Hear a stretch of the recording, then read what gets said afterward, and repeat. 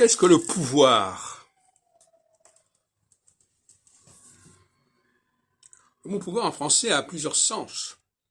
Mais il y a un sens que les Anglais n'ont pas emprunté, ils ont emprunté le mot power, mais pouvoir en français ça veut dire I can, je peux. Et ça, ils ont un autre mot, mais c'est ça le problème avec l'anglais, c'est qu'il y a toujours plusieurs racines, plusieurs radicaux qui se chevauchent, alors que nous, en français, on a quand même un processus étymologique très cohérent et qui en fait leur supériorité. L'anglais, ils empruntent, ils puisent, ils pompent dans le français de façon un peu sauvage. Pouvoir, c'est pas simplement exercer un pouvoir, c'est être capable de faire les choses.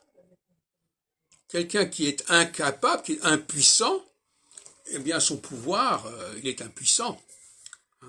Si quelqu'un n'est pas capable de changer une situation, de résoudre une crise, eh bien son pouvoir en est d'autant plus affaibli, ça va de soi. Donc voyez-vous, en français, on a quand même cette richesse de langage que j'appelle la morpho-sémantique, qui fait que le pouvoir, c'est aussi être capable de pouvoir. Et ça, l'anglais n'a pas ça. Il est obligé de changer de... Et pourquoi? Vous me direz, c'est pas important. Mais si, c'est important. Parce que on n'est pas dirigé. I can ne renvoie pas à power. Ou alors au contraire, il faut avoir quelqu'un qui vous dit « Ah, mais c'est pareil ». Donc on a une sorte de synonymie assez nulle. Alors qu'en français, on est presque toujours conscient immédiatement de cette ambivalence. Le pouvoir, c'est pouvoir. Ça n'est pas suffisamment dit, je trouve, de cette manière.